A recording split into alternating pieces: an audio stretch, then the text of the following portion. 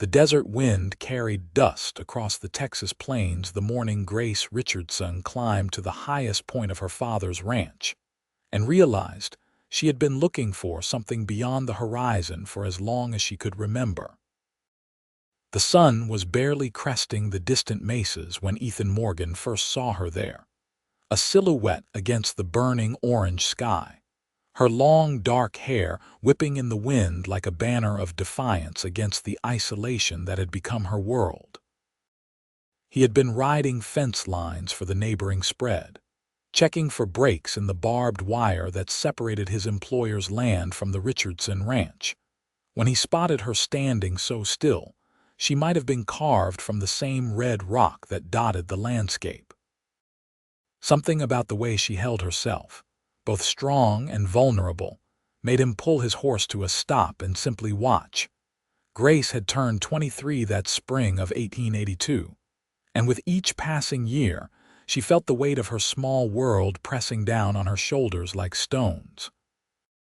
Her mother had died bringing her youngest brother into the world 5 years ago, and since then, Grace had become the woman of the house, caring for her father and 3 younger brothers on their modest cattle ranch outside Alpine, Texas. The town itself was barely more than a collection of weathered buildings clustered around the newly arrived railroad, but it represented civilization in a harsh land where survival took precedence over dreams. She came to this spot whenever she could steal moments away from the endless chores, drawn by something she could not name, watching the sun paint the sky in colors that made her chest ache with longing.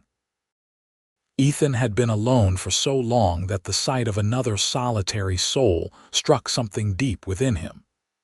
At 27, he had spent the better part of his adult life drifting from ranch to ranch, cowboying for wages that barely kept him in tobacco and boot leather. He had no family to speak of, his parents having succumbed to fever during his teenage years, leaving him to make his own way in a world that had little patience for sentiment. The loneliness had become such a constant companion that he barely noticed it anymore, but seeing Grace Richardson standing there against the dawn made him suddenly, acutely aware of everything he had been missing. He did not approach her that first morning, sensing that to intrude would be to shatter something fragile. Instead, he filed the image away in his memory and rode on to complete his work. But the next morning and the morning after that, he found himself taking the long way around his assigned territory, timing his route to pass by that particular stretch of fence just as the sun was rising. And each time she was there, faithful as the dawn itself, watching something he could not see. It was on the 4th morning that Grace turned her head and caught him looking. For a long moment, they simply stared at each other across the distance, 2 people suspended in the amber light of early day. Ethan felt his heart kick against his ribs like a green bronc, and he touched the brim of his hat in acknowledgement, expecting her to flee or turn away in embarrassment. Instead, she lifted one hand in a small wave, and something in that simple gesture made him guide his horse toward her. The ground between them seemed to stretch impossibly far, and with each step his mount took, Ethan felt increasingly foolish. What would he say to her? He had spent so many years in the company of cattle and horses that his conversational skills had grown rusty from disuse. But as he drew closer and could finally make out the details of her face, all his worries fled. She had gray eyes the color of storm clouds over the mountains, and there was an intelligence in them that made him think she saw far more than most people bothered to look for. "Morning," he said when he was close enough to speak without shouting. His voice came out rougher than he intended, scraped raw by years of trail dust and disuse. "Good morning," Grace replied, and her voice was like cool water, clear and refreshing. "You have been riding past here for several days now." "Yes, madam, I have been checking the fence line." "I work for the Double Creek outfit." Ethan cleared his throat, suddenly aware of how dusty and worn he must look. Did not mean to disturb your solitude. You have not disturbed anything. Grace tilted her head, studying him with open curiosity. What is your name? Ethan Morgan, madam. Grace Richardson. She smiled then, a real smile that transformed her serious face into something radiant. You do not have to call me madam. We are probably near enough in age that such formality seems silly out here where there is no one to hear it anyway. Ethan felt an answering smile tug at his own mouth, an expression so unfamiliar it almost felt wrong. What brings you up here every morning, Miss Richardson, if you do not mind my asking? Grace turned back toward the horizon, and he saw something wistful cross her features. I suppose I am looking for something, though I could not tell you what. It simply feels like there should be more than cooking and cleaning and mending clothes until I am too old to care any more. She glanced at him, a flush creeping into her cheeks. That probably sounds foolish. No, Ethan said softly. No, it does not sound foolish at all. They stood in comfortable silence for several minutes, watching as the sun climbed higher and painted the desert in shades of gold and amber. Ethan was surprised to find that he did not feel the usual restless need to move on, to put distance between himself and another person.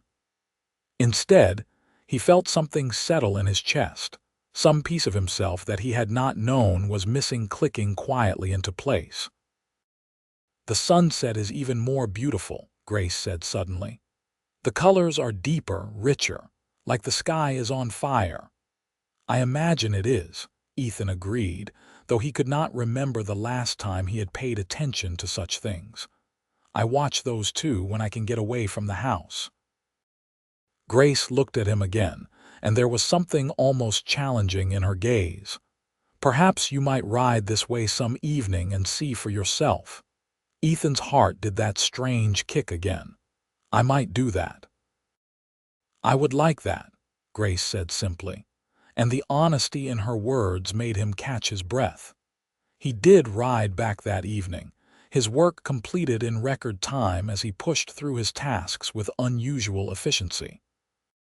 Grace was waiting on the same high point, and together they watched as the sun sank toward the western mountains, setting the entire sky ablaze with crimson and gold and deep purple. The beauty of it struck Ethan like a physical blow, and he understood suddenly why Grace came here seeking something beyond the mundane struggles of daily life. It makes you feel small, Grace murmured, her voice barely audible over the evening wind. But also like you are part of something vast and eternal. Yes, Ethan agreed, though he was looking at her profile gilded in sunset light rather than the sky itself. That is exactly what it feels like. This became their routine over the following weeks. Ethan would complete his work with driven purpose, and then ride to meet Grace on her high point overlooking the valley. They talked about everything and nothing, sharing stories of their lives with the ease of old friends despite having known each other for such a short time. Ethan learned about her dreams of seeing the ocean, of visiting cities where buildings rose more than 1 story tall, and people dressed in fine clothes just to walk down the street. Grace learned about Ethan's years of drifting, his lack of roots, his quiet acceptance that he would probably die alone in some bunkhouse with no one to mark his passing. That is terribly sad, Grace said one evening, genuine distress in her voice. Ethan shrugged, uncomfortable with her concern. It is just how things are for men like me. We do not have much, and we do not expect much. But you deserve more, Grace insisted. Everyone deserves to be seen, to be remembered, to matter to someone. Her words lodged in his chest like arrows, painful and true. And what do you deserve, Grace Richardson? What is it you are really looking for when you watch these horizons? Grace was quiet for a long time, her gray eyes distant. I suppose I am looking for a reason. A reason to stay or a reason to go. A reason to believe that there is purpose beyond survival. She turned to him, and her expression was fierce. I love my father and brothers. I do. But sometimes I feel like I am disappearing, becoming nothing more than a pair of hands to cook their meals and mend their clothes. I want something that is mine, something that makes me feel alive. Ethan understood that feeling in his bones. He had spent years moving from place to place, looking for something he could not name, always feeling like he was on the outside of life looking in. But sitting here with Grace, watching the sunset paint the world in impossible colors, he thought maybe he had finally found what he had been seeking.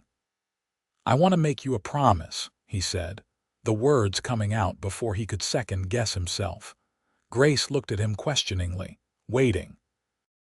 I want to promise that I will be here, every sunset that I can manage it, so that you have something that is yours, something to count on. Ethan swallowed hard, feeling exposed in a way he had never experienced before. I know I am just a cowboy with nothing to my name but a horse and a worn-out saddle. But if you are looking for something on these horizons, maybe I could be part of it. Maybe I could be your every sunset. The words hung between them, raw and honest. Ethan waited for Grace to laugh or gently rebuff him, to point out all the very reasonable objections to such a declaration. Instead, tears welled in her gray eyes and spilled down her cheeks, catching the last rays of sunlight. No one has ever promised me anything before, she whispered. Not anything that was just for me. Ethan reached out slowly, giving her time to pull away and gently wipe the tears from her face with his thumb. Her skin was soft and warm, and the simple touch sent electricity racing through his veins. Then let me be the first. Let me be the one who shows up, who sees you, who remembers that you are more than just a pair of hands. Grace leaned into his touch, closing her eyes. Yes, she breathed. Yes, I want that. I want you. That evening marked a turning point for both of them. What had been a fragile friendship deepened into something more profound, more essential. Ethan found himself organizing his entire life around those sunset meetings, turning down extra work that would have kept him late, racing through his tasks with single-minded determination. Grace began slipping away from the house earlier in the evenings, leaving dinner prepared so her family could serve themselves, claiming she needed air and space, and not entirely lying about her reasons. As summer deepened and the Texas heat became oppressive, they found new places to meet. Ethan would bring his horse and Grace would ride behind him, her arms wrapped around his waist, her cheek pressed against his back. They explored the canyons and mesas surrounding Alpine, discovering hidden springs and shaded groves where they could escape the brutal sun. In those private places, their relationship blossomed from careful words to tentative touches, from lingering looks to stolen kisses that left them both breathless and wanting. I never thought I would feel this way about anyone, Grace confessed one evening as they sat beside a creek that would be dry by August. I had convinced myself that love was something that happened to other people, people who had time for such things. Ethan pulled her closer against his side, marveling at how perfectly she fit there. I never thought anyone would want a man like me, someone with no prospects, no family, no real future to offer. You offer me something more valuable than any of that, Grace said firmly. You offer me yourself. Your time, your attention, your heart. That is worth more than all the cattle in Texas. He kissed her then, deep and slow, trying to pour everything he felt into that connection. When they finally broke apart, both breathing hard, Ethan rested his forehead against hers and said the words that had been building inside him for weeks. I love you, Grace Richardson. I love you so much it terrifies me. I love you too, Grace replied without hesitation. I love you so much I finally understand what I was looking for all those mornings on the ridge. I was looking for you. But love, as they both knew, was not always enough to overcome practical obstacles. Grace's father, Thomas Richardson, was a hard man worn harder by loss and the demands of ranching in unforgiving country. When he noticed his daughter's frequent absences and the distant, dreamy look that had replaced her usual serious focus, he began asking questions.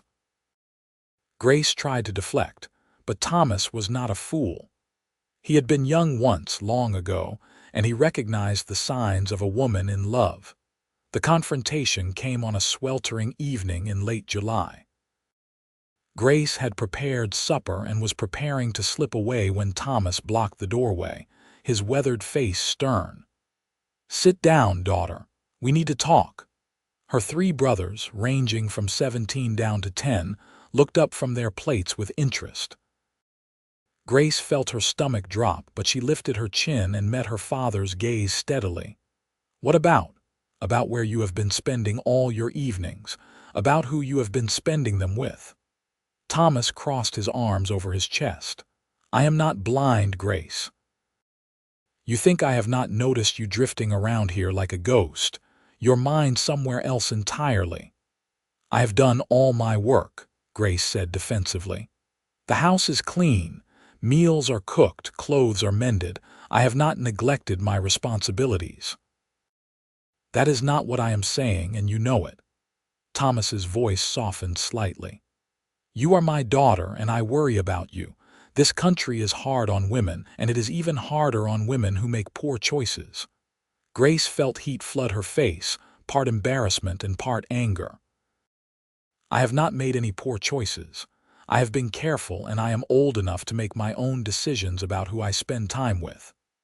"Who is he?" Thomas demanded. "Who is this man who has my daughter sneaking around like a teenager?"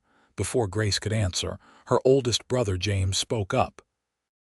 "I have heard some of the hands from Double Creek talking about Ethan Morgan. They say he is sweet on someone in Alpine, though he never says who. That would be about the right timing." Thomas's expression darkened. "Ethan Morgan, that drifter who works for Henderson." "Grace, tell me you have not been foolish enough to lose your heart to a man like that." "A man like what?" Grace shot back, her temper flaring. "A man who is kind and honest and works hard for his wages. A man who treats me like I matter, like I am more than just free labor. A man with no family, no land, no prospects," Thomas countered. "A man who will leave as soon as the work dries up or he gets restless. That is what men like Ethan Morgan do, Grace. They drift. You cannot build a life with a man who will not stay in one place." "You do not know him," Grace said, her voice shaking with emotion. "You do not know anything about him except what you assume based on his circumstances." "I know enough," Thomas said flatly. "I forbid you to see him again." The words fell like a sentence, final and absolute. Grace stared at her father in shock, unable to believe he would actually try to control her life so completely. "I am 23 years old. You cannot forbid me anything. You live in my house, eat my food, and contribute to this family. As long as that is true, you will abide by my rules." Thomas's jaw was set in that stubborn way Grace knew meant he would not be easily moved. "That man is not suitable for you, and I will not stand by and watch you throw yourself away on someone who cannot provide for you properly." Grace stood up so quickly her chair scraped loudly against the wooden floor. "Throw myself away? Is that what you think love is? Throwing yourself away?" She laughed bitterly. "I have been throwing myself away for 5 years, Father. Throwing myself into keeping this house running, raising my brothers, making sure everyone else has what they need. For once in my life, I have found something that is mine, something that makes me happy, and you want to take it away." "Grace," Thomas said, his voice heavy with warning. "No," Grace interrupted, surprising herself with her own vehemence. I will not simply obey you on this. Ethan Morgan is a good man, better than most I have met. He keeps his promises and he sees me as a person, not just a set of hands to do work. I love him, Father, and he loves me. That should mean something. Thomas's expression softened slightly, and for a moment Grace thought she had reached him. But then his jaw tightened again and he shook his head. Love fades, daughter. When you are hungry and cold and have children to feed, love will not keep you warm or put food on the table. You need a man with something to offer, not just pretty words at sunset. Grace felt tears burn behind her eyes, but she refused to let them fall. I would rather be poor with Ethan than comfortable without him. Then you are a fool, Thomas said bluntly. But you are still my daughter, and I will not let you ruin your life if I can prevent it. You are not to see Ethan Morgan again. That is final. Grace fled the house before the tears could betray her, running into the gathering darkness without destination or plan. She found herself climbing to her usual watching spot by pure instinct, her feet carrying her to the place where she and Ethan had first begun their ritual. The sun had already set, leaving only the afterglow painting the western sky in shades of purple and deep blue. She sank down onto the familiar rock and let the tears come, great racking sobs that seemed to tear something loose inside her chest. She did not hear Ethan approach until he was kneeling beside her, his hands gentle on her shoulders. Grace, what happened? I waited at our usual place, and when you did not come, I got worried. Grace turned and buried her face against his chest, feeling his arms come around her solid and sure. My father knows about us. He forbid me to see you again. She felt Ethan go still, his body tensing. What did you tell him? I told him I loved you, Grace said, her voice muffled against his shirt. I told him you were a good man and that I would not simply obey him on this. But he says you have nothing to offer, that you are just a drifter who will leave, and he will not let me throw my life away on you. Ethan was quiet for a long moment, one hand stroking her hair soothingly. When he finally spoke, his voice was rough with emotion. Your father is not wrong about some things. I do not have much to offer you, Grace. I have been thinking about that a lot lately, about what kind of future we could have together. Grace pulled back to look at him, fear clutching at her heart. Are you saying you agree with him? That we should not be together? No, Ethan said firmly, cupping her face in his hands. I am saying that I need to become the kind of man who can offer you a real life, not just stolen evenings and empty promises. I love you too much to ask you to settle for less than you deserve. You are what I deserve, Grace insisted. You are what I want. Then give me time, Ethan said. Give me time to prove to your father and to you that I can be more than just a drifting cowboy. Henderson mentioned he might be willing to sell off a section of land to the north, the part that butts up against your father's property. It is not much, rough country that will take work to make productive. But if I can scrape together the money for a down payment, I could start building something real, something permanent. Grace felt hope flutter in her chest, fragile as a newborn bird. How long would that take? I do not know, Ethan admitted. I have some money saved, but not nearly enough. I could pick up extra work, maybe hire on for some of the trail drives heading north. The pay is better, and if I can save every penny, maybe by next spring I could make Henderson an offer. That is almost a year away, Grace said, her heart sinking. I know, Ethan said softly. I know it is a long time. But if we are going to do this right, if we are going to build a life together that no one can object to, then I need to prove I am worth the risk. I need to prove to your father, and more importantly to myself, that I can be the kind of man you need me to be. Grace understood the logic of his words, but logic did nothing to ease the ache in her chest. My father forbid me to see you. If I defy him openly, it will only make things worse. He might send me away, send me to live with his sister in San Antonio or somewhere equally distant. Ethan's jaw tightened. Then we will be careful. We will find ways to see each other without being obvious about it. I will not simply disappear from your life, Grace. I promised to be your every sunset, and I meant it. How? Grace asked, feeling desperate and lost. How can we see each other if my father is watching me? Leave that to me, Ethan said. I will figure something out. But right now, you need to go back before your father comes looking for you. The last thing we need is him finding us together and having his worst assumptions confirmed. Grace knew he was right, but leaving felt like tearing off a piece of herself. She kissed him fiercely, trying to memorize the taste of him, the feel of his arms around her. I love you, she whispered against his lips. Do not make me regret believing in you. I will not, Ethan promised. I swear to you, Grace, I will find a way to make this work. Just have faith in me. The following weeks were among the most difficult of Grace's life. She returned to her routine with a heavy heart, going through the motions of cooking and cleaning and caring for her family, while feeling like a part of her soul was missing.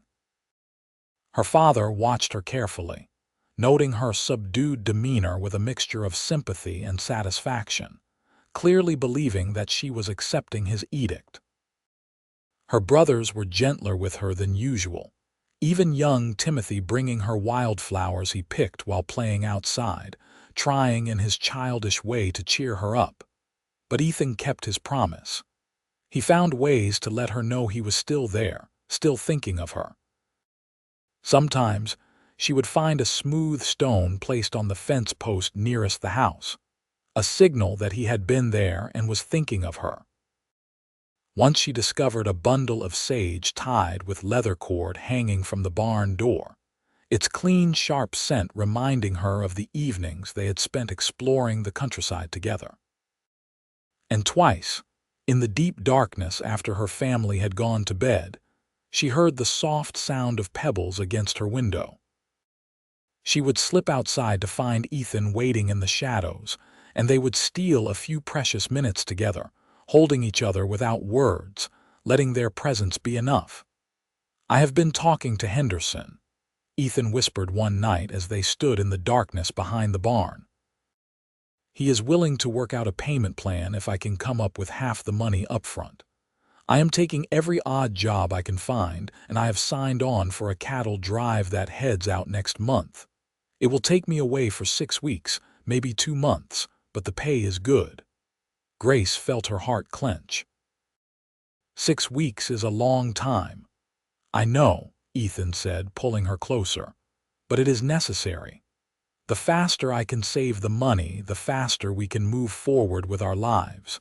Henderson says if I can make a substantial payment by next spring, he will draw up papers. Then I can go to your father with something real to offer, not just hope and good intentions. What if something happens to you on the drive? Grace asked, voicing the fear that had been growing in her mind. Cattle drives are dangerous. Men die on them. I will be careful, Ethan promised. I have been on drives before, and I know what I am doing. Nothing is going to keep me from coming back to you, Grace. Nothing. Grace wanted to believe him, wanted to hold on to that certainty. When do you leave? 3 weeks, Ethan said. We will move a herd from near Del Rio up to Kansas. The trail boss is a man I have worked with before, and he is good at what he does. We should make good time. 3 weeks felt simultaneously too long and not nearly long enough. Grace threw herself into her work with renewed energy, partly to distract herself from the coming separation, and partly because staying busy kept her father from asking too many questions about her improved mood. She canned vegetables from the garden, repaired every piece of clothing that needed mending, scrubbed the house until it gleamed. Anything to keep her hands busy and her mind from dwelling on all the things that could go wrong. She met Ethan whenever she could manage it safely, stealing moments at dawn when she went to gather eggs, or late at night when the rest of the house slept. They talked about their future, making plans that felt both impossibly distant and tantalizingly close. Ethan described the house he would build on his land, modest but sturdy, with windows facing west so Grace could watch her sunsets. Grace talked about the garden she would plant, the chickens she would raise, the life they would carve out together through hard work and determination. "I want to do right by you," Ethan said one evening as they sat together in a small hollow they had discovered, hidden from casual view by mesquite trees. "I want to marry you properly, with your father's blessing and the whole town watching. I want everyone to know that you are mine and I am yours, no shame or secrecy required." "I want that too," Grace said, leaning against his shoulder. "But even if my father never approves, even if we have to make our own way without his blessing, I will not regret choosing you." Ethan kissed the top of her head. "Let us hope it does not come to that. I have been thinking that maybe once I have the land secured, I could approach your father man to man.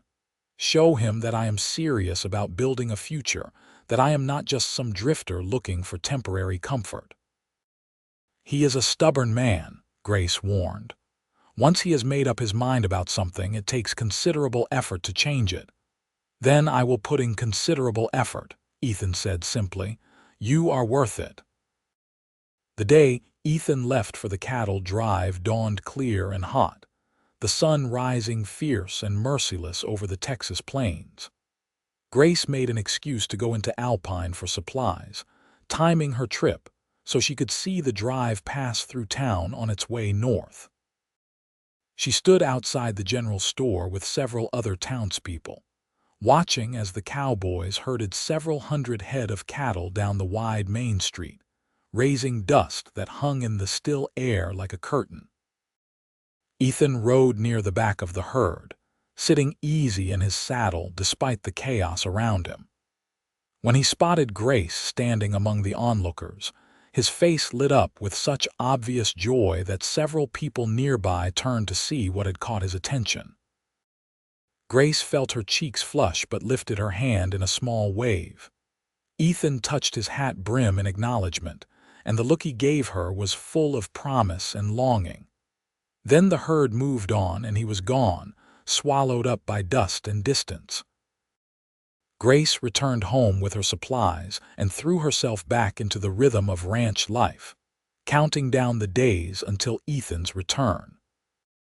She marked time by sunsets, watching from her high point whenever possible, remembering his promise to be her every sunset even when he could not physically be there.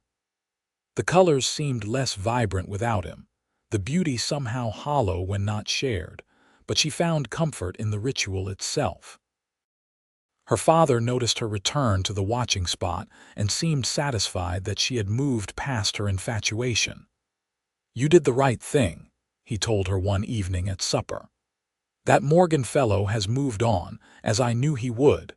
Men like that never stay in one place long enough to put down roots." Grace bit her tongue to keep from correcting him, forcing herself to simply nod and let him believe what he wanted. Let him think Ethan had drifted away like chaff on the wind. When Ethan returned with money saved and plans in motion, her father's assumptions would prove his undoing. But as the weeks stretched on with no word from Ethan, Grace began to feel the first whispers of doubt. Cattle drives were notoriously unpredictable, subject to weather and stampedes and 1,000 other potential disasters. What if something had happened to him? What if he was hurt or worse? And she would never know until some stranger rode through town with news of a cowboy who had died on the trail. She tried to push such thoughts away, focusing instead on her faith in Ethan's promise. He had sworn to come back to her, and she had to believe that his word was solid. But as 6 weeks stretched to 8 and then to 10, Grace felt anxiety gnawing at her composure. She grew short-tempered with her brothers, snapping at them over small things. Her cooking became haphazard, meals sometimes overdone or underseasoned. She lost weight, her dresses hanging loose on her frame. "You are making yourself sick," her brother James said one afternoon as he found her standing at the fence, staring northward as if she could summon Ethan through sheer force of will. At 17, James was perceptive beyond his years, and he had always been closest to Grace in temperament if not age. "He will come back. I have asked around, and word is the drive is fine, just taking longer than expected because they are taking a roundabout route to avoid some trouble with settlers." Grace turned to her brother in surprise. "You have been checking on him," James shrugged, looking embarrassed. "I can see what he means to you, and I met him once when I rode over to Double Creek to ask about buying one of their bulls. He seemed like a decent man, nothing like what Father says. If he makes you happy, then I hope he comes back like he promised." Tears welled in Grace's eyes and she impulsively hugged her brother. "Thank you," she whispered. "That means more than you know." "Just do not tell Father I have been asking after him," James said wryly. "I have no desire to spend the next month mucking out stalls as punishment for encouraging your poor judgment."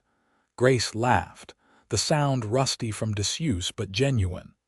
"Your secret is safe with me." 2 days later, on a golden afternoon in late October, Grace was hanging laundry when she heard the sound of hoofbeats approaching the house. She looked up to see a lone rider cresting the rise, silhouetted against the autumn sky. Her heart leapt into her throat, and she dropped the shirt she had been pinning to the line, shading her eyes against the sun to see better. Even at a distance, she knew the set of those shoulders, the way he sat his horse. Ethan had come back. Grace picked up her skirts and ran, propriety forgotten in the rush of relief and joy that flooded through her.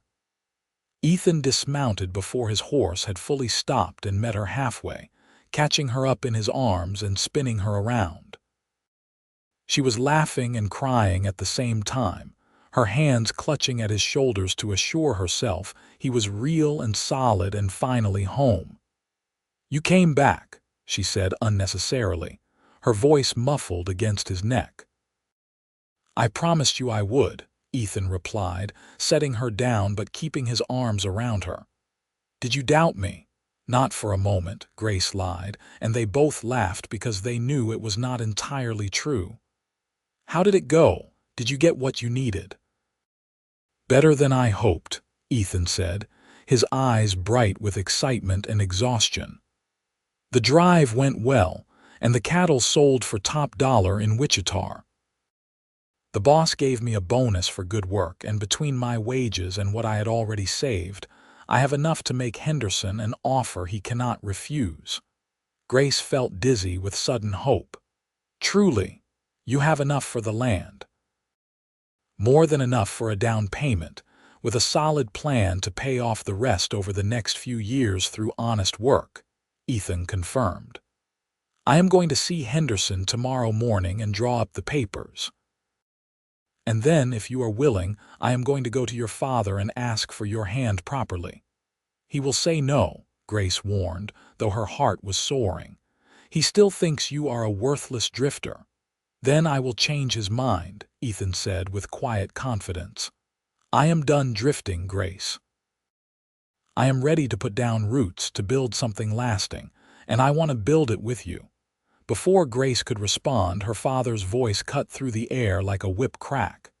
"Grace, get in the house." She turned to see Thomas Richardson standing on the porch, his face thunderous. Her brothers had emerged from the barn and stood watching with varying expressions of curiosity and concern. Grace straightened her spine and moved to stand beside Ethan rather than away from him, a silent declaration of where her loyalties lay. "Mr. Richardson," Ethan said, removing his hat respectfully. "I would like to speak with you, sir." "I have nothing to say to you," Thomas replied coldly. "You have no business on my land and you have no business with my daughter. I believe I made that clear months ago."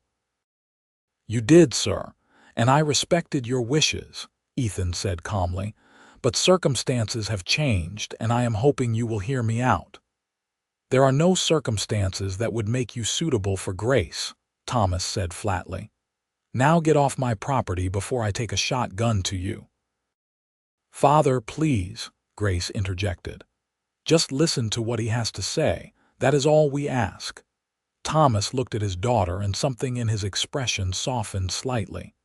Grace, this man will only bring you heartache. I am trying to protect you. I do not need protection from Ethan, Grace said firmly. I need you to trust that I know my own heart and mind. Please, Father, just listen to him. If you still want him to leave after you have heard what he has to say, then I will abide by your decision. But give him a chance to speak. Thomas was silent for a long moment, clearly torn between his desire to protect his daughter and his recognition that she was an adult capable of making her own choices. Finally, he sighed heavily and gestured toward the porch. 5 minutes. That is all I am giving you.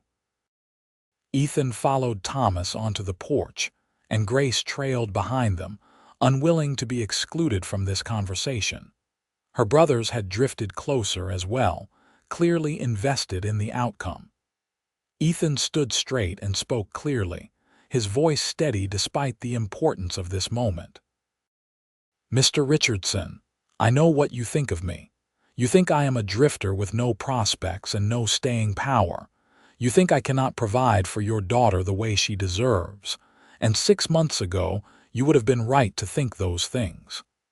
Ethan met Thomas's gaze steadily. But I love your daughter, sir. I love her enough to want to be better, to be more than what I was. I have spent the last months working every job I could find and saving every penny. Tomorrow I am going to buy a section of land from Mr. Henderson, land that adjoins yours to the north. I am going to build a house on that land and start a ranch of my own. It will not be easy, and it will not happen overnight, but I am committed to doing whatever it takes to make a good life for Grace. Thomas's expression was skeptical. You expect me to believe you can turn rough land into a working ranch with no help and no resources. That is a fool's dream, boy. Maybe it is, Ethan acknowledged, but I would rather chase a fool's dream with your daughter than live a safe, empty life without her. And I am not asking you to simply hand her over on faith. I am asking you to give me a chance to prove myself. Let me buy the land, start building something real. If after a year I have not made progress, if I have shown myself to be the kind of man you fear I am, then I will walk away and leave Grace to find someone more suitable. And if you succeed, Thomas asked, his voice giving nothing away. Then I would like your blessing to marry your daughter, Ethan said simply. I want to do right by her in every way, including honoring her family and her father. Grace held her breath, watching her father's face for any sign of softening. Thomas looked at Ethan for a long time, assessing him with the sharp eyes of a man who had learned to judge character through hard experience. Then he turned to Grace. Is this truly what you want? He asked her. To tie yourself to a man who may or may not succeed at this venture. To live a hard life on rough land with no guarantees. Yes, Grace said without hesitation. I would rather live a hard life with Ethan than an easy one without him. He makes me happy, Father. He makes me feel seen and valued. Is that not worth something? Thomas sighed again, and suddenly he looked every one of his 52 years, worn down by loss and responsibility and the weight of caring for his family alone. Your mother would have known what to do, he said quietly. She always had a better sense of these things than I do. Mother would have liked Ethan, Grace said softly. She always said that character mattered more than circumstances, that a man who works hard and keeps his word is worth 10 rich men with no integrity. She did say that, Thomas agreed, a ghost of a smile crossing his weathered face. He looked back at Ethan. All right, Morgan, I will give you your chance. You have 1 year to prove you can make something of that land. If at the end of that year you have a working ranch and a house fit to live in, then you have my blessing to court Grace properly. But until then, I expect you to keep your distance and conduct yourself with honor. No sneaking around, no inappropriate behavior. You will treat my daughter with respect or face the consequences. Are we understood?" "Yes, sir," Ethan said, relief and determination warring in his expression. "Thank you for giving me this chance. I will not waste it. See that you do not," Thomas said gruffly. "Now get off my land and start working on yours. You have a lot to do and not much time to do it in." Ethan turned to Grace, and the look they shared was full of promise and hope. "1 year," he said softly. "I will make it work, Grace, I swear to you." "I know you will," Grace replied, wishing she could touch him, hold him, kiss him. But her father was watching, and she had promised to abide by his conditions. "I will wait for you." As Ethan rode away, Grace felt a mixture of joy and frustration. They had won a major battle, securing her father's conditional approval. But a year was a long time, and the work ahead of Ethan was daunting. She could only trust that his determination and capability would be enough to overcome the obstacles between them and their future together. The next morning, Grace borrowed the wagon and drove into Alpine under the pretense of needing supplies. In truth, she wanted to see the Henderson place, to understand exactly what Ethan was taking on. She found the Double Creek Ranch easily enough and discovered Ethan already there, standing with Mr. Henderson and looking at maps spread out on a table in the ranch office. "Miss Richardson," Henderson said when he noticed her in the doorway, "what brings you out this way?"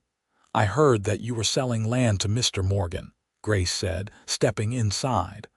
"I wanted to see the papers being drawn up." Henderson raised an eyebrow but seemed more amused than offended by her boldness. "You want to make sure I am giving your young man a fair deal, something like that," Grace admitted. Henderson laughed and gestured to the map. "Well, come look then.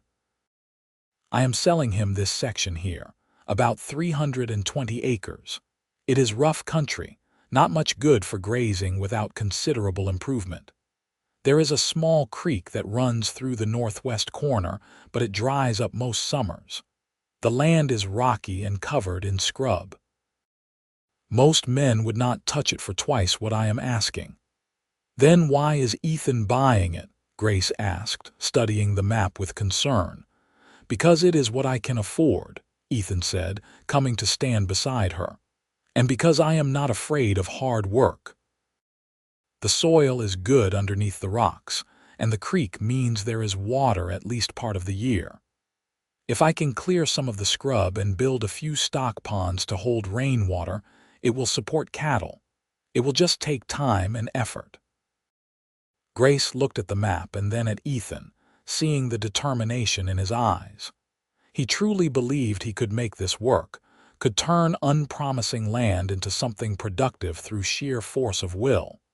She felt her love for him deepen, admiration mixing with affection. "Then I believe you can do it," she said simply. Henderson drew up the papers, and Ethan signed them with a steady hand, committing himself to payments that would take years to complete.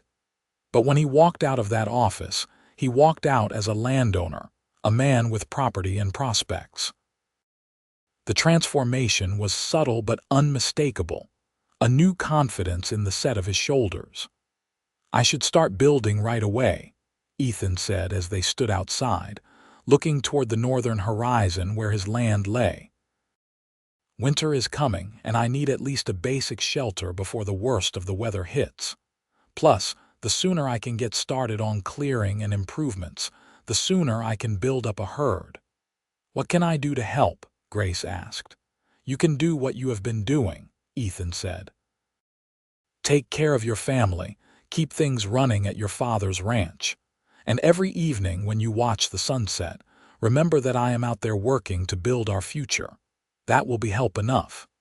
Grace wanted to argue, wanted to insist that she could do more, but she knew he was right. For now, They each had their roles to play, their separate responsibilities to fulfill. The time for building a life together would come, but only if they both did their parts to make it possible. Over the following months, Grace watched from a distance as Ethan transformed raw land into the beginnings of a ranch. He built a small cabin first, nothing fancy but solid and weathertight. Then he began the backbreaking work of clearing scrub and rocks, piling stones to create rough fences and corrals. He dug out shallow depressions to catch and hold rainwater, creating stock ponds that would give cattle access to water even when the creek ran dry. Every improvement was hard-won, every step forward earned through sweat and stubbornness. Grace helped where she could without violating her father's conditions. She would ride the fence line between the properties under the guise of checking for breaks, and she would happen to pass by where Ethan was working. They would exchange a few words, careful to keep things appropriate, and she would offer encouragement and sometimes practical advice learned from years of ranch life. Once she left a basket of food hanging on a fence post, fresh bread and cold chicken and dried apples. Ethan found it and knew it was from her, a tangible reminder that she was thinking of him. The town of Alpine watched the drama unfold with interest. Small communities thrived on such stories, and the tale of the drifter cowboy working to prove himself worthy of the Richardson daughter became a favorite topic of conversation. Some people admired Ethan's determination, while others predicted he would fail and drift on as men like him always did. Grace tried to ignore the gossip, focusing instead on her own work and the slow passage of time toward the deadline her father had set. Winter came, bringing cold winds and occasional snow to the high desert. Grace worried about Ethan in his small cabin, exposed to the elements with minimal comfort. But when she rode past his property, she would see smoke rising from his chimney and know he was surviving. More than surviving, actually thriving in his own way, building something from nothing through determination and skill. Spring arrived with dramatic suddenness, the desert transforming from brown to green almost overnight as winter rains gave way to warmer weather. Wildflowers carpeted the hills in brilliant colors, and the creek on Ethan's property ran full and clear. He used the opportunity to expand his stock ponds, deepening them so they would hold more water through the dry months ahead. He also bought his first cattle, 10 cows, and a bull that he had gotten for a good price from a rancher near Fort Davis who was selling off stock. It was a tiny herd, barely enough to call a ranch, but it was a start. "You are making real progress," Grace said one evening when she encountered him working on repairing the cabin roof. 6 months had passed since their agreement with her father, and Ethan had transformed significantly. He was leaner, harder, weathered by sun and wind and constant labor.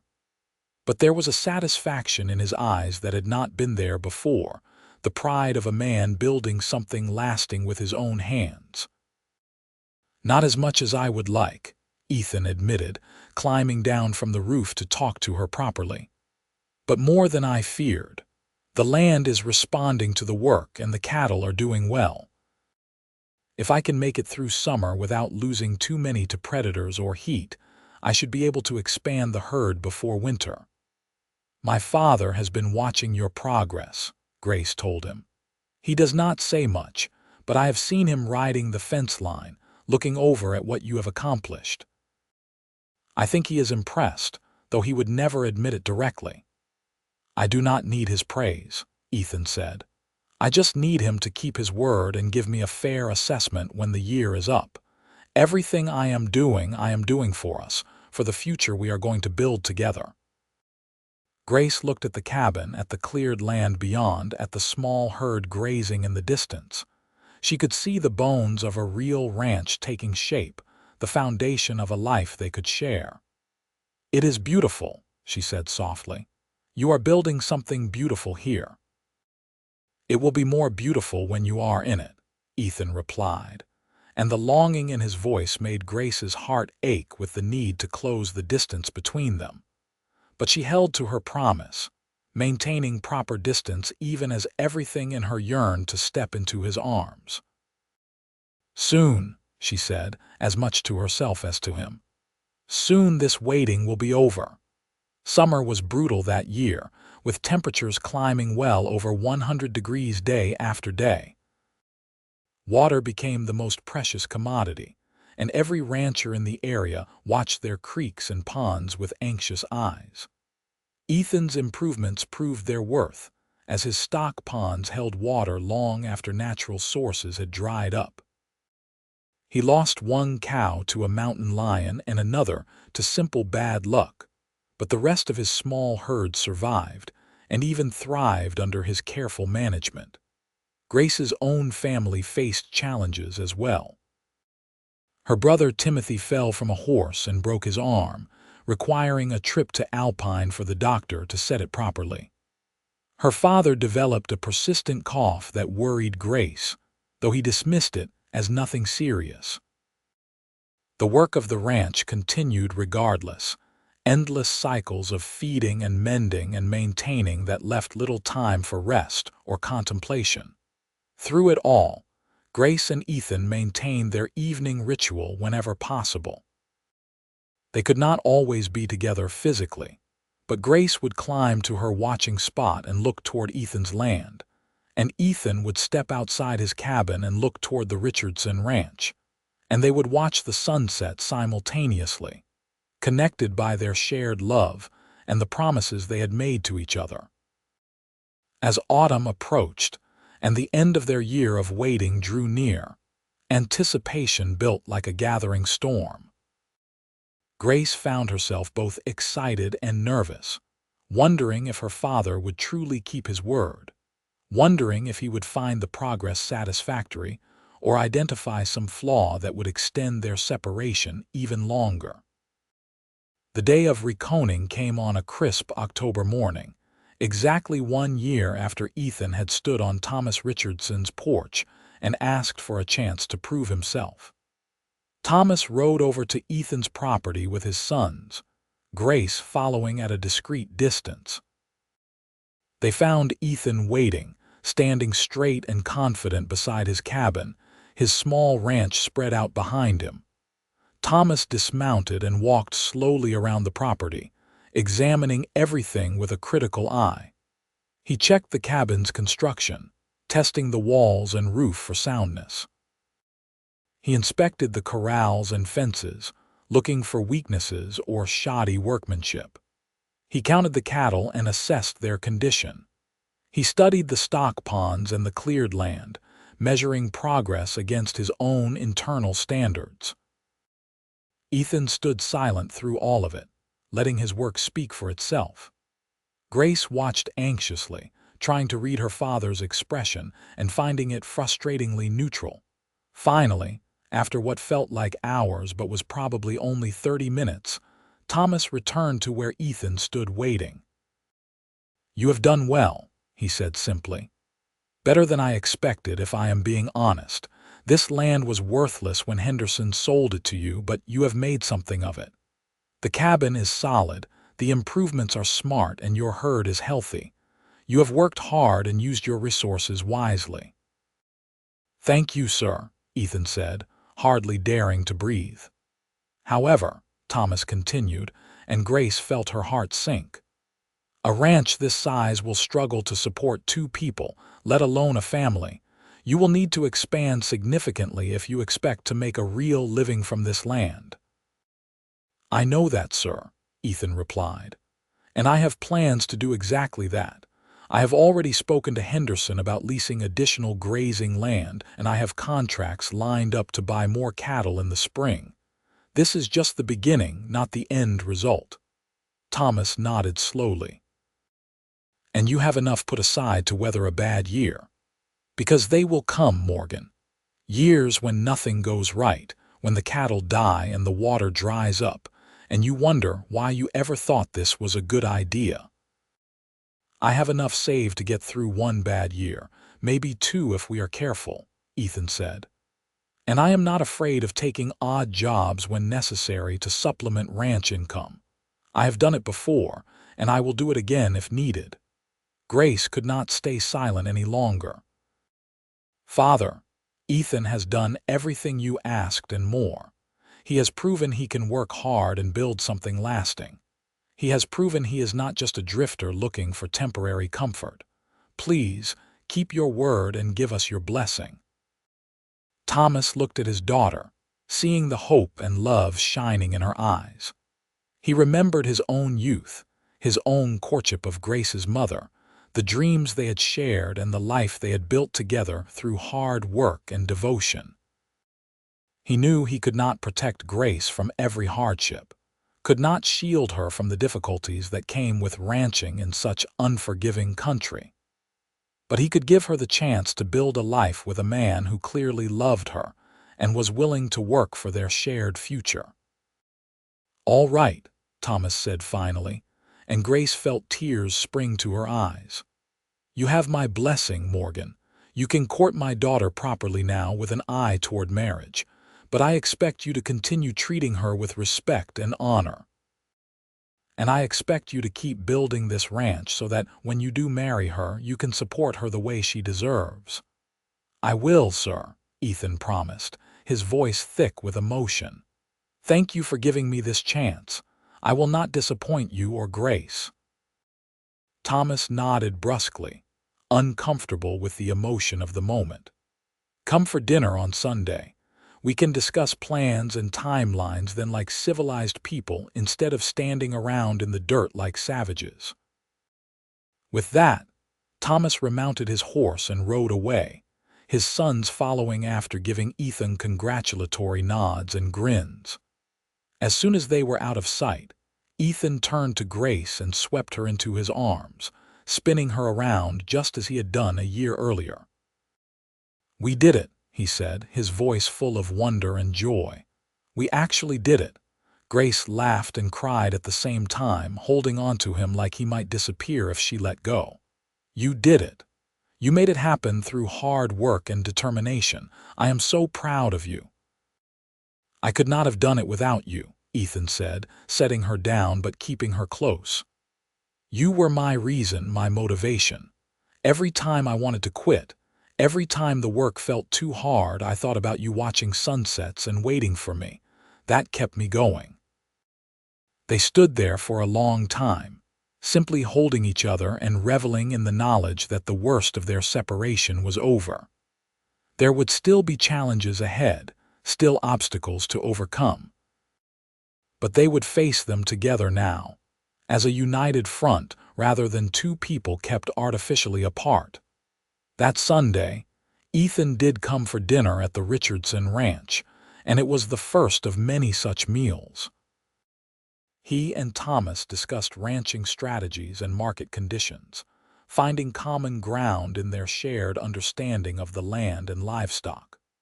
Grace's brothers warmed to him quickly, especially young Timothy, who followed Ethan around like a puppy whenever he visited. The family dynamics shifted to accommodate this new presence, and Grace felt a sense of rightness settle over her life. As winter approached again, Ethan and Grace began making concrete plans for their wedding. They would marry in the spring, they decided, after the worst of the winter weather had passed, but before the summer heat made everything unbearable. It would be a simple ceremony in Alpine's small church, followed by a celebration at the Richardson ranch with the whole community invited. "I wish I could give you a grand wedding," Ethan said one evening as they sat on the porch of his cabin, watching the sunset paint the sky in shades of rose and gold. "Something fancy with a beautiful dress and a big celebration." "I do not need fancy," Grace said, leaning against his shoulder. "I just need you. Everything else is just decoration." Ethan pulled her closer, pressing a kiss to the top of her head. "You deserve decoration, though.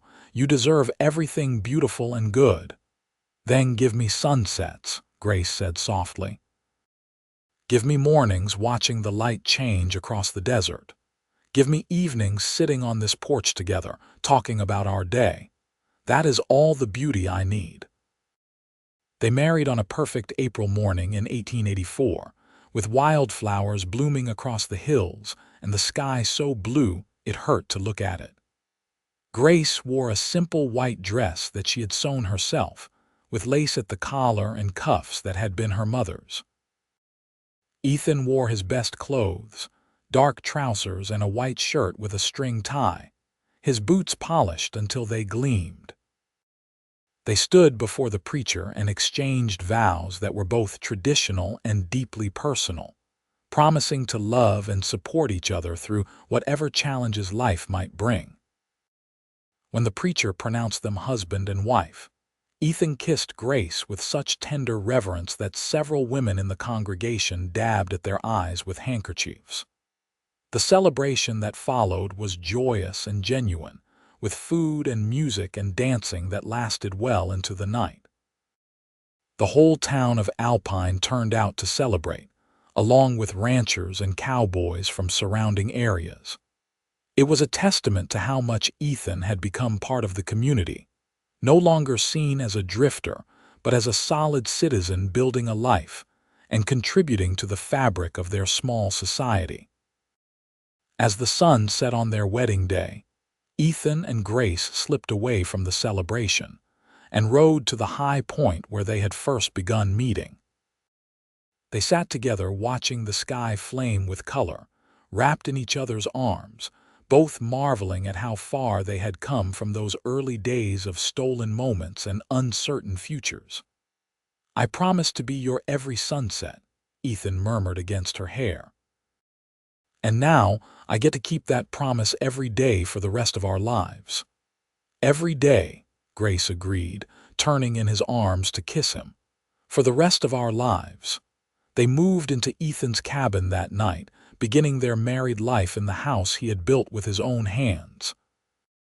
It was small and simple, but it was theirs, filled with the promise of all the days to come. Grace brought her own touches to the space, curtains she had sewn and quilts she had pieced together, herbs she hung from the rafters and small treasures that made the cabin feel like a home rather than just a shelter. The first year of their marriage was both challenging and rewarding. They worked side by side to expand the ranch, adding more cattle and improving the infrastructure. Ethan proved to be a natural rancher, with good instincts for land management and animal husbandry. Grace contributed her own skills, managing the household with efficiency while also helping with the outdoor work whenever needed. Together, they formed a partnership that was stronger than either of them could have been alone. By their first anniversary, the ranch was thriving enough that they could hire occasional help during busy seasons. By the second anniversary, Grace was pregnant with their first child, a development that brought joy tinged with anxiety. Childbirth had killed Grace's mother, and neither she nor Ethan could forget that fact. But Grace was healthy and strong, and when she delivered a healthy baby boy in the summer of 1886, their relief and happiness knew no bounds. They named him Thomas, after Grace's father, and the old rancher wept when they told him. Little Thomas proved to be a vigorous child, healthy and curious, and already displaying the stubborn determination that characterized both his parents. Ethan proved to be a devoted father, doting on his son while still maintaining the discipline and structure necessary for raising a child in such demanding country. 2 years later, a daughter arrived, named Margaret after Ethan's mother.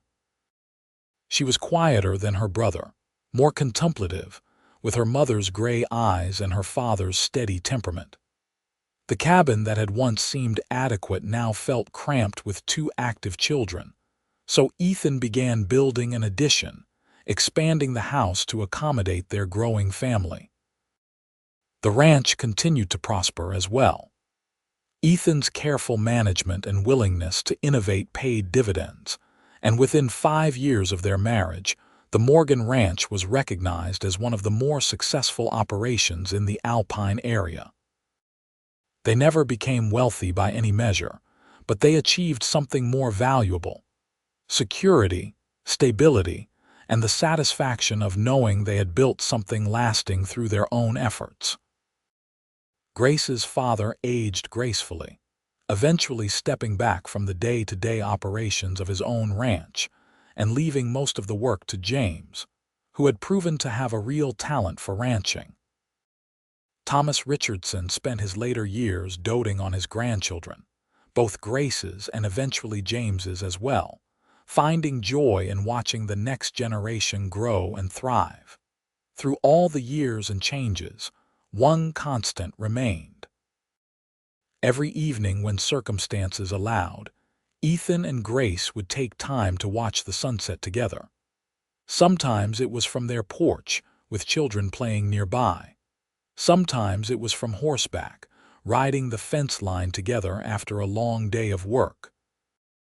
Sometimes it was from the high point where they had first met, stealing away for a few precious moments alone. No matter where or how they watched, the ritual remained sacred, a daily reminder of the promises they had made to each other and the love that had sustained them through every challenge. The sunsets never grew old or routine, each one unique and beautiful in its own way, just as each day of their shared life brought new experiences and deeper understanding of each other. As the years turned into decades, their children grew and had families of their own. Thomas Morgan became a rancher like his father, taking over the operation of the family spread as Ethan gradually retired from the hardest physical labor. Margaret married a schoolteacher and moved to El Paso, but she visited often, bringing her own children to run wild on their grandparents' ranch. More grandchildren arrived, then great-grandchildren, each generation adding to the legacy that Ethan and Grace had begun.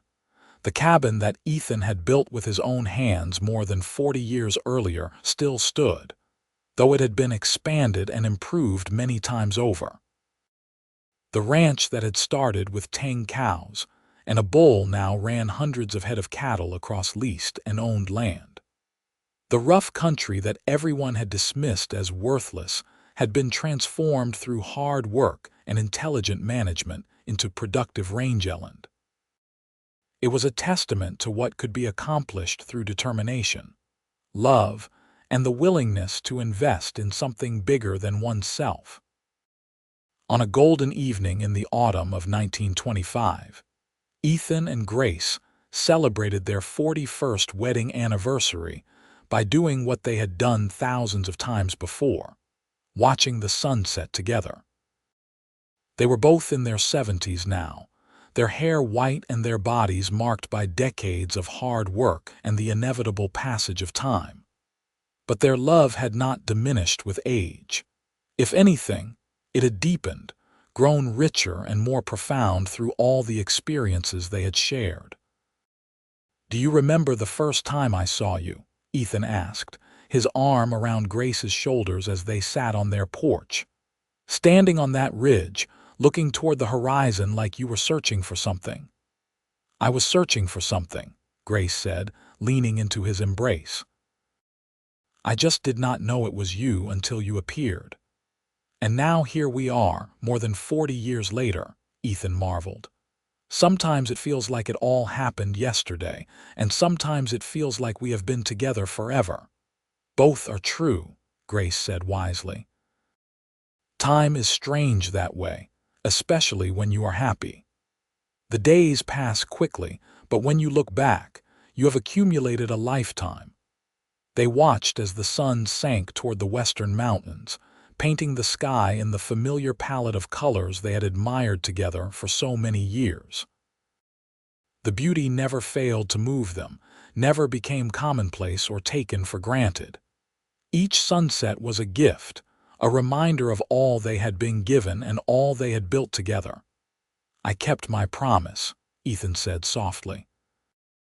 "I said I would be your every sunset, and I have been here as often as humanly possible."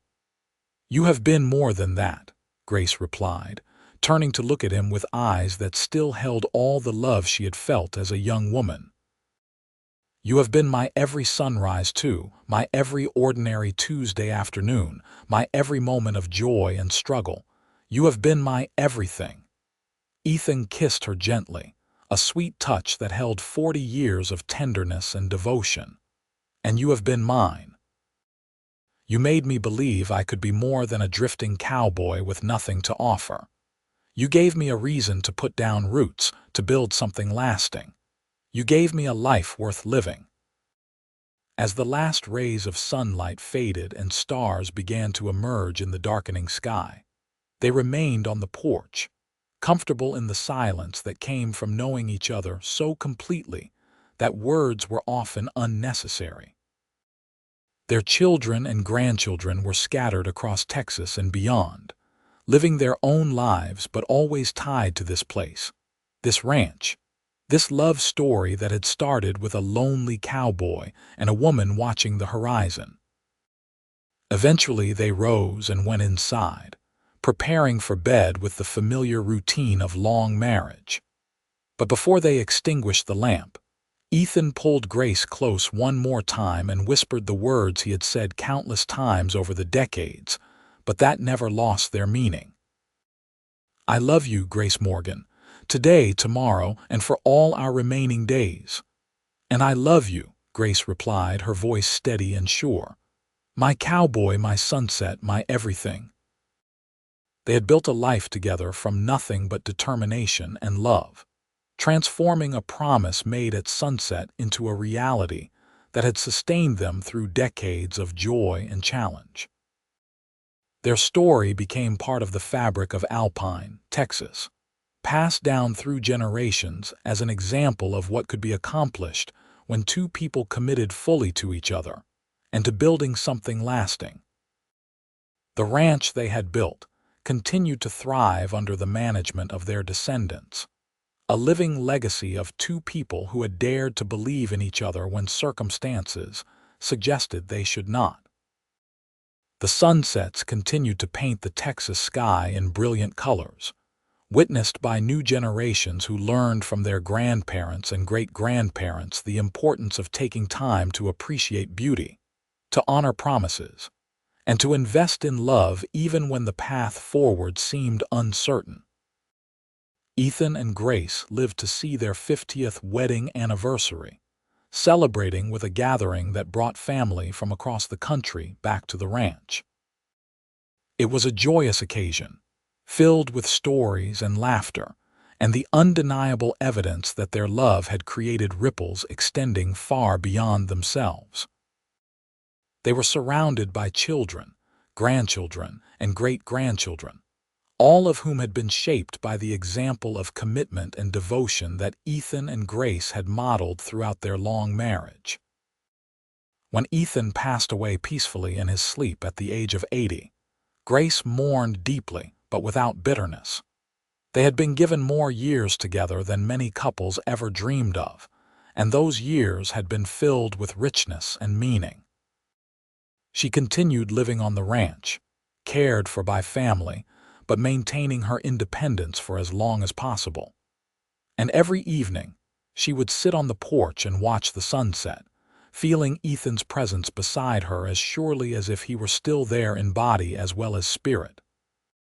Grace lived 3 more years after Ethan's passing, and when she finally followed him, it was with a sense of peace and completion. She had lived a full life, had loved deeply and been deeply loved in return, had contributed to something larger than herself. Her children laid her to rest beside Ethan in the small cemetery outside Alpine, under a headstone that bore both their names and a simple inscription. They kept their promises. The ranch continued on, passed down through the generations, each adding their own chapter to the story while honoring the foundation that Ethan and Grace had built. The cabin that Ethan had constructed with his own hands was preserved as a historical landmark, a reminder of where it all began. And on summer evenings, when the light was just right and the sky blazed with color. People would gather on that porch to watch the sunset and remember the love story that had started there so many years before. It was a story of second chances and kept promises, of hard work and unwavering commitment, of two lonely souls who had found each other against the odds and built something beautiful together. It was a story that reminded everyone who heard it that love, real love, was not just about grand gestures and passionate declarations. It was about showing up every day, about working through challenges together, about making and keeping promises even when it would be easier to walk away. The sunsets continued, as they always had and always would, painting the Texas sky in colors that took the breath away from anyone wise enough to stop and watch. And somewhere in the beauty of those daily transformations, the spirits of Ethan Morgan and Grace Richardson lived on, forever watching the horizons together, forever united by the promises they had made and kept, forever each other's every sunset.